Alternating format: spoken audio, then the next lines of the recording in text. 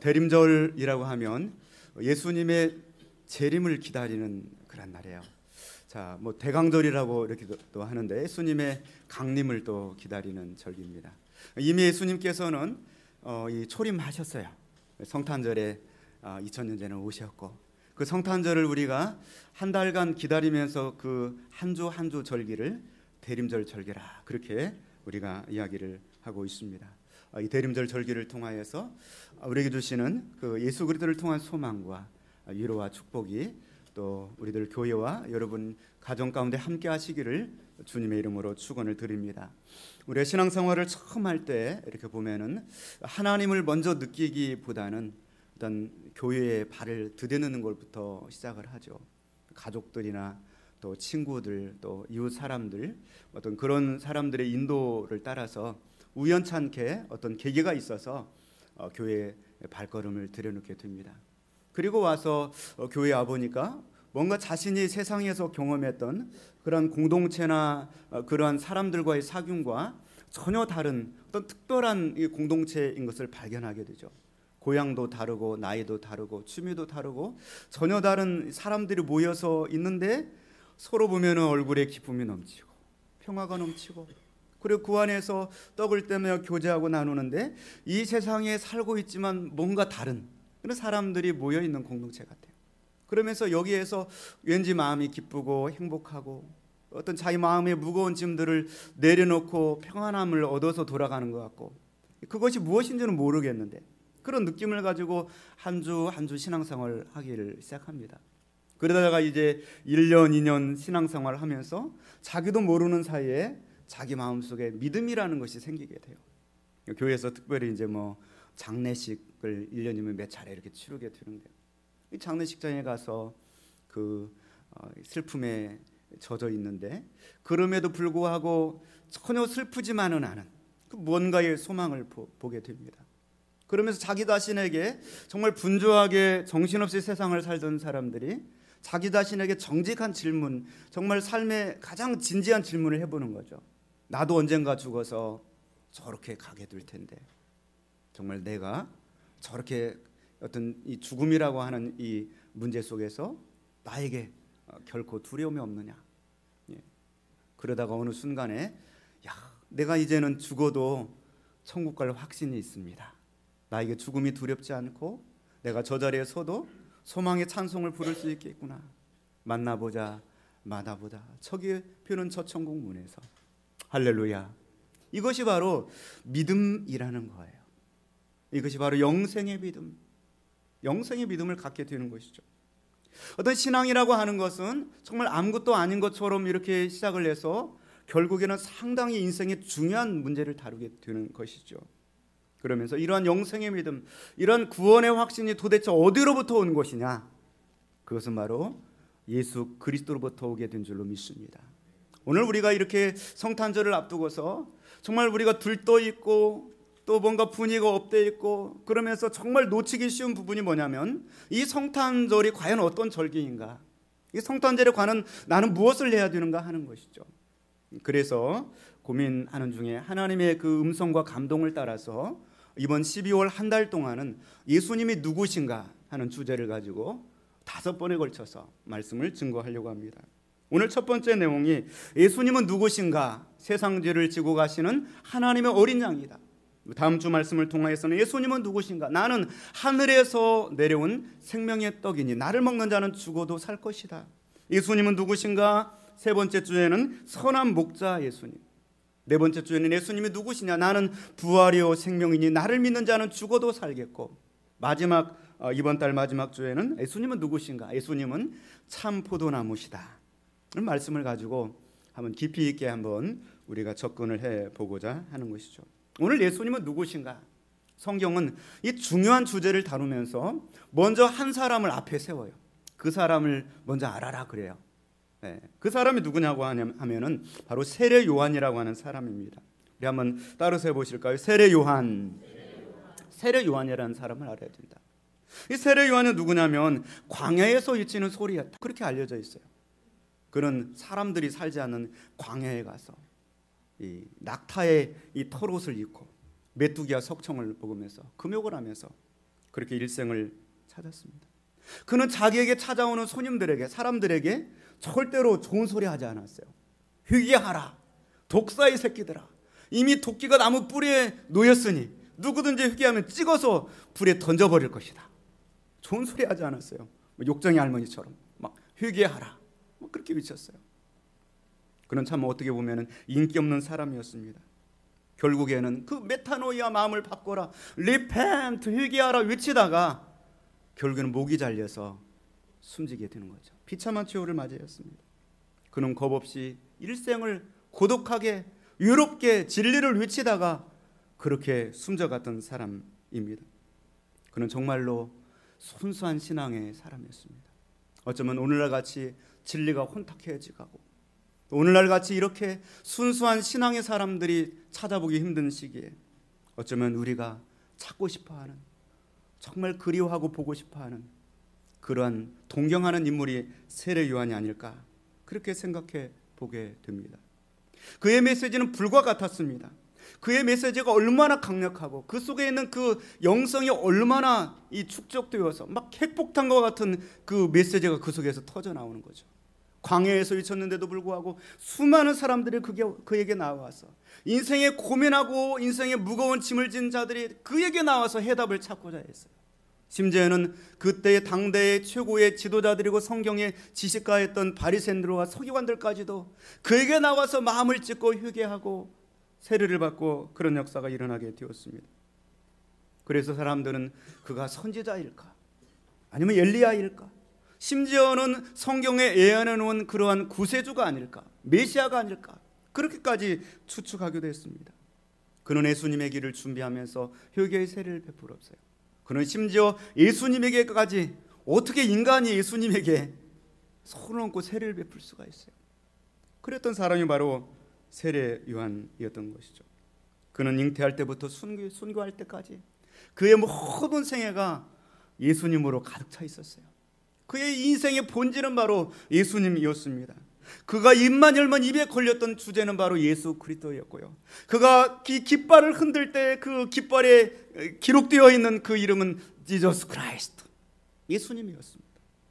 사랑하는 성도 여러분, 과연 우리의 삶에는 무엇으로 가득 채워져 있습니까? 지난 10일간 동안 삶을 살면서 내가 입만 열면 나에게서 나왔던 그 주제는 무엇입니까? 내 삶에 흔들고 있는, 내가 애를 써서 몸부림쳐 절규하며 흔들고 있는 그 노스텔지어의 손수건, 거기에 기록되어 있는 그 글자는 무엇입니까? 부동산입니까? 아니면 어떤 사업의 문제입니까? 예수 그리스도가 기록되어 있기를 주님의 이름으로 축원을 드립니다. 우리 옆 사람 한번 인사를 해보실까요? 예. 예수에 미쳤습니까? 예. 과연 예수에 미친 사람인가? 예. 정말 이런 사람이 보고 싶어요. 정말 이런 사람이. 오늘 섬김 지원서를 제출하고 또 내년도에는 장로님, 안수 집사님, 권사님들을 세우려고 그래요. 정말 예수에 미쳐있는 사람을 보았으면 좋겠어요. 함께 미쳐가지고 막 그렇게 나갈 수 있는, 깃발을 흔들면 거기에 예수님의 이름이 기록되어 있고, 고민하는 문제마다 나누면 어떻게 하면 교회가 부흥되고 어떻게 하면 영혼을 구원할까, 그런 거룩한 주제를 가지고 고민하는 그런 거룩한 사람들이, 그런 순수한 믿음의 사람들이 세워졌으면 좋겠어요. 그런데 우리들의 모습을 보면은 너무나 안 미치려고 애를 쓰고 있어요. 어쩌다가 막 은혜 받고 미치려고 하면 내가 이래서는 안 되지, 정신 차려야지, 고상하게 예수를 믿어야지, 이성적으로 예수를 믿어야지, 사람들이 나를 바라보는데 하나님의 시선보다 사람의 시선이 더 나에게 걱정거리고 더 고민이고 문제가 되는 거예요. 그러면서 예수님께 미치고 그 예수님께 사로잡히는 것을 절제하는 거예요. 여기까지. 사랑하는 성도 여러분, 세례 요한은 그렇게 살지 않았어요. 예수님의 성탄을 준비하고 가장 먼저 알아야 될 사람이 세례 요한이라고 그랬는데 절대로 그의 삶에서는 그런 흔적을 찾아볼 수 없어요. 그는 오직 예수님에 미친 사람이고 예수님에 가득 차 있는 사람입니다. 정말 이러한 사람들을 보았으면 좋겠어요. 우리 청년들이요, 이런 사람을 만나서 결혼하시길 바랍니다. 할렐루야. 결혼한 사람들이 대답을 하네. 그래요. 예수님께서도 이 세례 요한을 인정을 해주셨어요. 마태복음 11장 11절에 여자가 낳은 자 중에 저보다 더 큰 사람이 없도다. 사람들은 다 손가락질을 하고 알아주지 않았고, 비록 목이 잘려서 쟁반에 받쳐진 그러한 인생이었지만 예수님은 그의 인생의 가치를 인정해 두시고 모든 구약의 선지자보다도, 모든 신약의 어떤 사람보다도 가치 있고 아름다운 인생을 살았던 사람이다, 그렇게 평가를 해 주었던 것이죠. 정말 이렇게 예수님께만 사로잡혀 산다고 한다면 우리들에게 두려울 것이 무엇이 있겠습니까?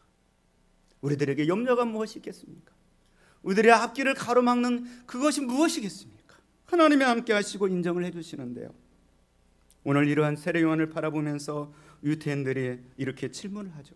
우리 19절 말씀을 한번 같이 보겠습니다. 19절 말씀입니다. 유태인들의 예루살렘에서 제사장들과 레위인들을 요한에게 보내어, 아멘. 사람들이 막 궁금해하는 거예요. 도대체 내가 누구냐? 사람들이 와가지고 ask him, who he was, 그가 도대체 누구냐? 이거를 간접화법을 직접화법으로 바꿔보면은 who are you? 당신이 누굽니까? 이렇게 질문하는 것이죠. 도대체 당신이 누굽니까? 우리 모든 사람들은 다 먹고 살기 위해 바쁘고 부동산으로 바쁘고 친구 관계로 바쁘고 막 이렇게 살아가고 있는데 당신은 그런 거 전혀 관심 가지 않고 땅에 살면서 오직 예수님 하면 미쳐가지고 막 외치고, 도대체 당신은 누굽니까? 도대체 당신은 무엇으로 사는 사람입니까? 당신의 정체성이 무엇입니까? 이렇게 물어보는 것이죠. 사랑하는 성도 여러분, 만약에 여러분에게 오늘 대림절 첫 번째 주를 맞이하면서 당신은 누구입니까? 아마 이런 당신의 정체성을 질문한다고 한다면 여러분 뭐라고 대답하시겠습니까? 당신은 누구입니까? 뭐라고 대답하시겠어요? 뭐라고 대답하시겠습니까? 아마 그러면 이렇게 대답할 거예요. 나는 올해 한 해 동안 이렇게 살았고 이런 일을 하고 이런 일을 하고 막 이 주변 이야기들을 막 이렇게 이야기를 할 거예요. 그것이 당신의 정말 정체성입니까? 나는 한 해 동안 정말 바쁘게 열심히 살고 있다니까 왜 나를 자꾸 그러세요? 나는 성실한 대한민국의 시민으로 살고 있는데, 그럴까요? 정말 우리의 정체성과 방향과 목적이 올바로 되지 않으면 열심히 살았다고 하는 얘기는 열심히 방황했다는 얘기예요. 열심히 지금 방황하면서 한 해 동안 사는 거예요. 어떤 사람이 정신병에 걸렸는데요, 그 정신병이 낫는가를 이렇게 검사하는 방법 간단하대요. 그 사람 앞에 앉혀놓고 세면대에 수도꼭지를 콸콸 틀어놔요. 그럼 물이 넘치잖아요. 그러놓고 이제 관찰을 해보면 대부분 정신병이 아직 고쳐지지 않은 사람은 막 물을 닦는데 정신이 없대요. 열심히 물을 닦아요. 그런데 물은 어떻게 해요? 계속 흘러넘쳐요. 열심히 살아요. 열심히 물을 닦아요. 근데 제대로 정신이 돌아온 사람은 수도꼭지를 잠그는 거예요. 근본적인 문제를 해결하는 것이죠. 우리 인생의 근본적인 문제가 무엇일까요? 어떤 무거운 짐의 근본적인 문제가 무엇일까요? 너의 정체성을 묻는, 당신은 도대체 누구입니까? 이렇게 물어보는 것이죠. 그때 요한은 이렇게 말합니다. 20절 말씀 같이 보겠습니다. 요한이 드러내어 말하고 숨기지 아니하니, 드러내어 하는 말이 나는 그리스도가 아니라 한데, 요한은 이렇게 말하죠. 나는 그리스도가 아닙니다. I am not the Christ. 나는 그리스도가 절대 아닙니다. 이 말이 왜 이렇게 중요할까요? 나는 그리스도가 아닙니다. 그런데 이 말을 가리켜서 영어 성경에 보니까 He did not fail to confess. 그는 자기 자신의 정체성을 이야기하는데 실패하지 않았다, 이렇게 표현하고 있어요. 도대체 이게 무슨 말씀일까? 제가 이제 이 지역에 이렇게 거주를 하면서 최근에 이제 버스가 또 치워졌잖아요. 그 폐차된 버스. 여러 가지 이제 문제들을 또 해결하고 그러면서 이 지역에 있는 사람들을 만나고 이렇게 하다 보면 이상한 현상을 하나가 보이더라고요. 교회에서는 이제 그런 거 안 보이는데 누구나 다 사장님이에요. 만나면 저도 처음 보면은 누군지 모르면 이 사장님이 내가 무슨 사장이야? 그런데 보니까 서로 다 사장이래. 김 사장님, 최 사장님. 그리고 어쩌다 교수님이라고 그러고 어떤 사람 장군님이라고 그래. 보면은 영관급 소령이나 대위로 제대하면 장군님이라고 그러고. 그러면 또 나는 장군이 아닙니다. 나는 사장이 아닙니다. 이렇게 해야 되는데 또 인정을 해 그냥. 사장님, 최 사장님. 그러면 박 사장님, 김 사장님. 저보고도 사장이래요. 그럼 또 인정을 해요 그냥. 세상이 웃기더라고요. 이런 모습들. 나는 사장이 아닙니다. 이렇게 해야 되는데 또 인정을 하고 우쭐대가지고 막 이런 것들. 오늘 세례 요한은 사람들이 그의 모습과 그의 영성을 보면서 당신은 선지자가 아닙니까? 엘리야가 아닙니까? 정말 당신은 위대한 사람입니다. 그래서 자기는 거기에서 실패하지 않았어요. 나는 선지자가 아닙니다. 나는 그리스도가 아닙니다. 우리 옆 사람과 한번 또 이렇게 인사합니다. 나는 그리스도가 절대 아닙니다. 그래요. 여러분 혹시라도 남편이 아내가 당신이 최고야 이렇게 막 우쭐대가지고 그때 속으로 나는 그리스도가 아닙니다. 이래야 돼요. 나는 모든 문제를 해결할 수 있는 자가 아닙니다. 그래야 돼요. 남자와 여자가 서로 사랑에 빠졌을 때 당신이 최고야. 당신이 없으면 못 살아요. 나는 그리스도가 아닙니다. 나 없이도 살아가야 돼요. 예수 없이는 못 산다고 해야 돼요. 할렐루야. 이게 쉽지 않은 주제예요. 나는 그리스도가 아닙니다. 나는 정말로 11개월 동안 살면서 오늘도 예배를 들으면서 나는 죄인입니다. 하나님의 구원이 필요한 사람입니다. 그렇게 고백할 수 있는 우리가 되어야 돼요. 여기에서부터 영성이 출발하고 여기에서부터 믿음이 출발하고 여기에서부터 신앙이 출발하게 되는 줄로 믿습니다. 나는 피조물에 불과한 자요. 나는 더러운 죄인에 불과합니다. 그래서 정말 내가 사는 것은 오직 예수 그리스도를 위해서 하는 것이고 내가 사는 것은 나를 위해 십자가에 달리신 그분 때문에 덤으로 사는 존재입니다.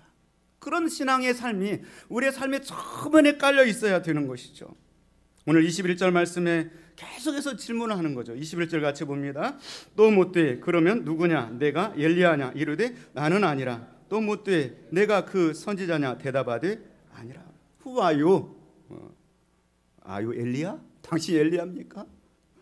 I am not. 아니 나는 아닙니다. Are you the prophet? 당신이 그 선지자입니까? No. 절대로 그렇게 말하지 마십시오. 나는 그런 사람이 되지 못합니다. 그렇게 대답을 하는 것이죠. 당신이 의사입니까? 당신이 변호사입니까? 당신이 삼성맨입니까? 현대맨입니까? 물론 이러한 질문들에 정직하게 난 사실 그 회사 다니고 있습니다. 이렇게 대답하지 말라는 얘기가 아니라 그런 얘기가 아니라 예수님도 분명히 세례 요한을 가리켜서는 선지자보다 큰 자라고 그랬고요. 마태복음 17장 말씀 보면은 엘리야가 이미 왔으되 사람들이 알지 못하고 임으로 대유하였도다. 이 세례 요한을 가리켜서 엘리야와 같은 사람이라고 그랬어요. 그런데도 세례 요한은 I am not, no 그랬어요. 자신에게 쏟아지는 관심을 절대로 자신은 영광을 받지 않고 누구에게? 예수님께 관심을 가지세요. 내 인생의 목적은 예수님입니다. 나를 절대로 높이지 마세요. 나로 시험 들게 하지 마세요. 예수님께 관심을 가지세요. 예수님께 집중하세요. 그렇게 말씀을 하고 있는 것이죠. 22절 말씀 보니까 이렇게 말하고 있습니다. 또 말하되 누구냐? 우리를 보낸 이들에게 대답하게 하라나. 너는 너에게 대하여 무엇이라 말하느냐? 그러면 이것도 아니고 저것도 아니면 너의 정체성은 무엇이냐? 과연 너는 너 자신에 관해서 무엇이라고 말하느냐? 물어볼 때 세례 요한이 이렇게 대답하는 것이죠. 23절 말씀 같이 봅니다. 이르되 나는 선지자 이사야의 말과 같이 주에게를 곧게 하라고 광야에서 외치는 자의 소리로라 하니라. 나는 광야에서 외치는 소리다. 성경에 근거한 나의 정체성은 이거다 이렇게 말하는 거예요. 이 광야에서 외치는 자의 소리다. 바로 주의 길을 준비하고 주의 길을 곧게 하라고 광야에서 외치는 자의 소리다 이렇게 말하고 있어요. 여러분 성경에 근거한 자신의 분명한 정체성을 가지고 인생을 살아갈 수 있기를 주님의 이름으로 축원을 드립니다. 매달 며칠 날 내가 언제 하나님을 만나고 나서부터 나의 정체성은 이거다. 내가 살아가는 이유는 이거다. 내가 흔드는 나의 깃발에는 분명히 이것이 있어야 돼요. 그런 목적을 가지고 살아야 열심히 인생을 사는 것이 중요한 것이 아니라 방황하지 않는 인생을 목표가 분명하고 방향이 분명한 인생을 살아갈 수가 있다는 것이죠. 우리의 대림절 절기를 맞이하면서 먼저 우리 자신이 성경에 근거한 나의 정체성을 발견하고 내가 사는 이유, 내가 이 땅에 존재하는 이유에 관해서 이 중요한 질문에 관해서 다시 한번 질문해 볼 수 있기를 바랍니다. 나는 광야에서 외치는 자의 소리고 또한 주의 길을 곧게 하라고 하는 여러분 어떻게 보면 공사판에 길을 닦는 사람이라는 거예요. 예수님이 오시는 그 길을 닦는 사람이라는 것이죠. 공사판의 길을 보면은 길이라고 하는 평평해져야 되잖아요. 그렇기 때문에 좀 높아진 거 이런 것들을 다 깎아서 내려야 돼요. 낮아진 거는 또 도도와서 올려줘야 돼요. 평평하게 길을 열어야 돼요. 이 땅에 수많은 인생들을 향하여서 교만한 사람들은 메시지로 회개하라 메타노이아 외쳐가지고 그의 교만한 그 마음을 무너지게 하고요. 세상에서 상처받고 열등의식을 가지고 좌절과 절망 속에 있는 사람들은 당신은 소중한 사람이라고 그 열등의식을 치유하고 고쳐가지고 그를 도도해가지고 주의 길을 준비하는 사람이다. 나는 그런 사람이다. 그렇게 그는 고백을 하고 있는 것이죠. 나는 광야에서 외치는 소리다. 소리라고 하는 것은 두 가지 특징을 가지고 있어요. 첫 번째 특징은 정보를 전달해요. 제가 이 시간 이 소리를 통하여 말을 통하여서 정보를 전달하고 있습니다. 두 번째 특징은 정보를 전달하고 나서는 소리는 사라져버려요. 물론 이제 녹음을 하면 이 소리가 재생이 되겠죠. 우리들 교회는 이제 녹화를 이렇게 하고 있습니다. 이번 주일에 어제 이제 김장이 있어서 시골에 다녀왔어요. 양가 부모님 뵙고 인사를 드리고 그렇게 했습니다. 저희 아버지 어머니가 그런 얘기를 해요. 간만에 또 만나가지고 그런데 너 설교 잘 듣고 있다 그래요. 깜짝 놀랐어요. 처음 듣는 소리라. 무슨 소리예요? 그랬더니 인터넷으로 잘 주마다 듣고 있대요. 주마다.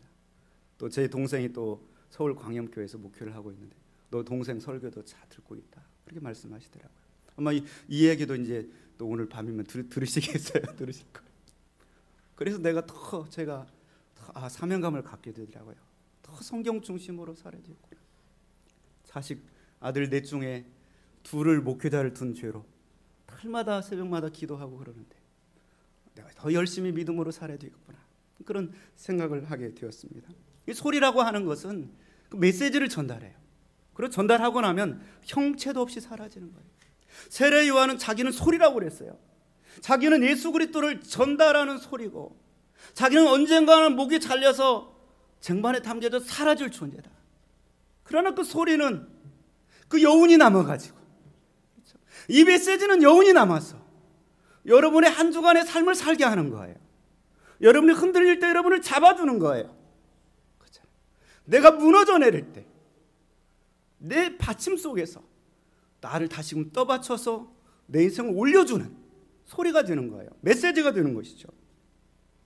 지난 한 주간 동안에 이 대림절을 준비하면서 계속해서 어떤 인간의 철저하게 부패한 죄성에 관해서 말씀을 증거를 했습니다. 대표적으로 이제 수요일 같은 경우에 요한일서를 이렇게 강해를 하면서 그랬어요. 우리가 구원받고 영생에를 가려고 한다면 예수님을 알아야 된다.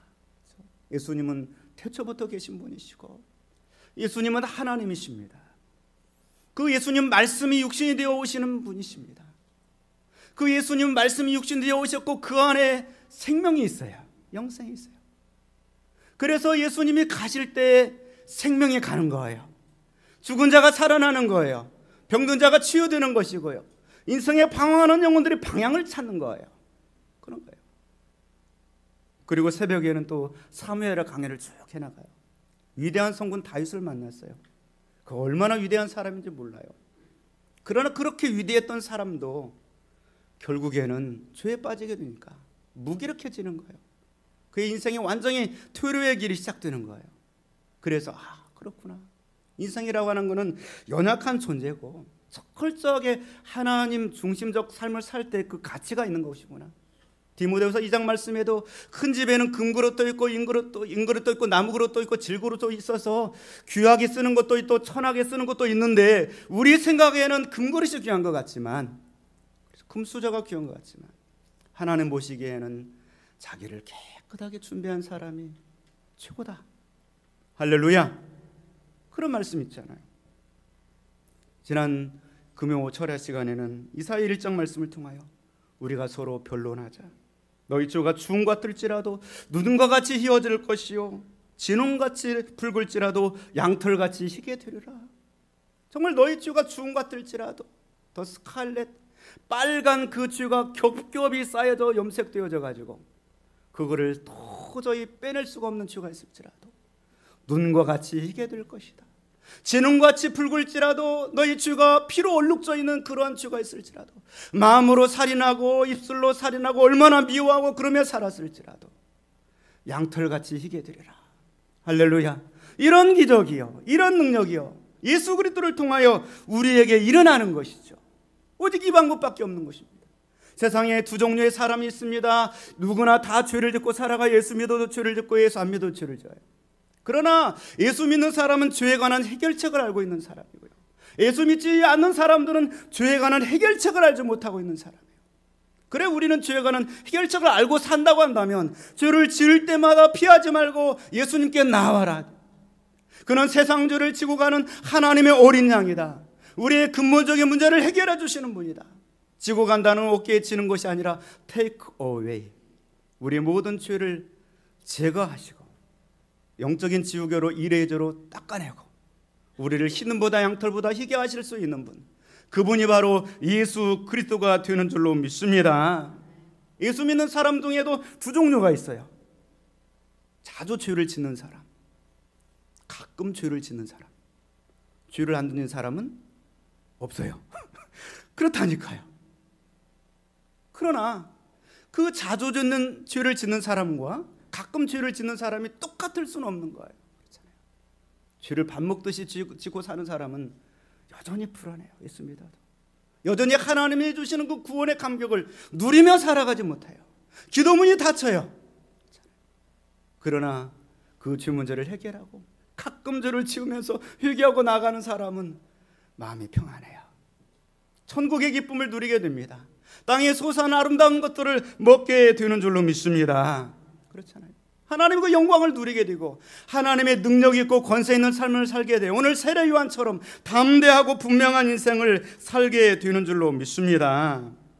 오늘 세례 요한은 오늘 첫 번째 대림절 메시지를 통하여서 보라, look, 세상 죄를 지고 가는 하나님의 어린 양이로다, 이렇게 말씀하고 있습니다. 오늘 메시지를 여러분 가슴속에 새기고 자신의 정체성을 분명히 하면서 거룩이 능력이고 죄를 쓰는 것이 능력이다. 너에게 비록 갖춘 것이 없고 모자란 분이 많아도 나는 절대로 그리스도가 아닙니다. 나는 오직 하나님 은혜로 덤으로 살아가는 존재입니다. 이 생각을 가지시고 영적으로 더 성숙해져서 하나님의 능력자들의 삶을 살아가실 수 있기를 주님의 이름으로 축원을 드립니다. 기도하겠습니다.